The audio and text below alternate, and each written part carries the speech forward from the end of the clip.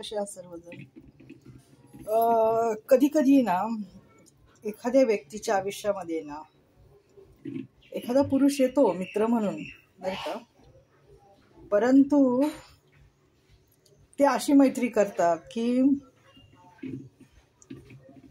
नवऱ्याला पण म्हणजे नवऱ्याला पण त्याच्या दखल देता येत नाही, दखल घेत नाही नवरा पण.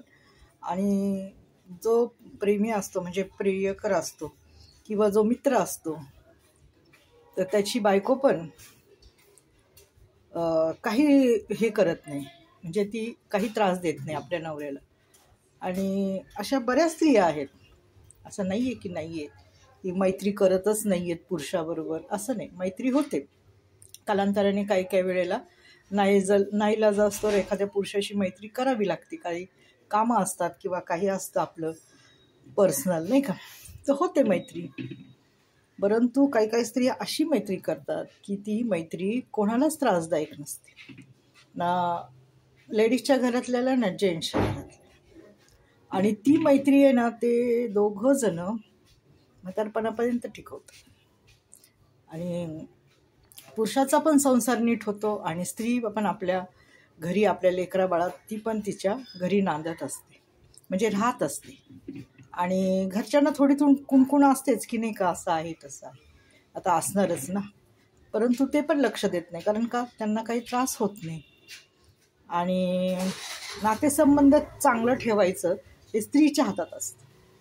कुठल्या वेळेला कसं वागायचं, काय करायचं, हे प्रत्येक स्त्रीच्या हातात असतं, हो की नाही. आणि बघा, आत्तापर्यंत म्हणतात ना की नाती टिकवून हे प्रत्येक स्त्रीच्या असते, तसंच आहे बघा. मी कधी पण पाहते ना त्या लोकांना की ते अजून पण त्यांचं, आता तर वयाच्या मानाने काही नाही, फक्त एक नातेसंबंध आहे. नातेसंबंध म्हणजे विचारपूस, कसे आहेत बाबा, ठीक आहेत का, काय चाललंय, कसे आहात, काय नाही. आणि नातेसंबंध किंवा एखाद्या पुरुषाशी मैत्री अशा करतात स्त्रिया की जो एज्युकेटेड आहे, ज्याच्याकडं काही पद आहे, हो की नाही, मोठ्या पदावर कामाला आहे, अशा करतात का, अशा भंगार 20,000 आणि आपल्याच कंपनीत बिल फाडणाऱ्याशी किती घाणेरडे विचार आहेत ना.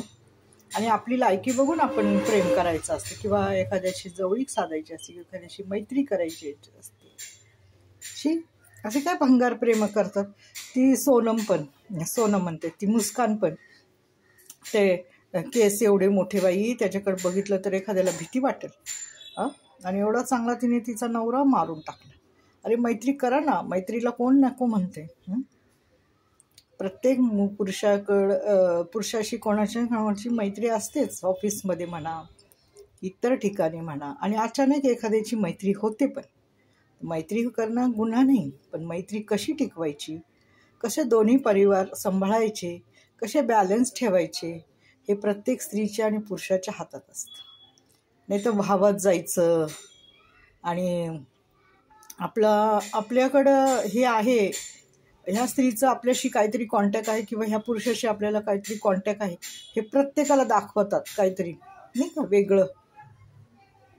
तर कशाला काय दाखवायचं, आहे ना तुमचं तर तुमच्याकडेच ठेवा ना, हो की नाही. पण उत्तू म्हणतात ना, दुधाला फार उत्तू येतं, उत्तू चालतं त्यांचं प्रेम, मग हे असं होतं माहिती.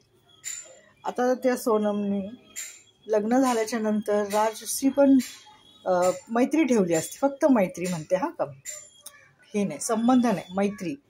तरी कोणाला काही कळलं असतं का, त्यांनी त्याचं लग्न केलं असतं, त्याचा परिवार झाला असता, त्याचं लग्न झालं असतं, हिचं झालं असतं. कालांतराने दोघं विसरले असते लेकराबाळा संसारात, पतीच्या प्रेमामध्ये. आणि तसा तर राजा खूप प्रेम करणारा होता, नाही का.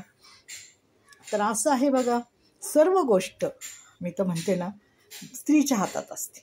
स्त्रीने ठरवलं तर ती स्वर्ग पण बनवू शकते आणि स्त्रीने ठरवलं तर ती नर्क पण बनवू शकते घराचा, बरं का. बघा आता मी ना हे बोलता बोलता पीठ पण मळायला लागले बघा. आता चपात्या करायच्या, भाजी करायची, ते असं दूध गरम केलं आता तुमच्याशी बोलता बोलता. आता बघूया, थोड्या वेळाने करूया जेवण, एवढं लवकर नाही करत, पण आपली तयारी करून ठेवायची. धन्यवाद.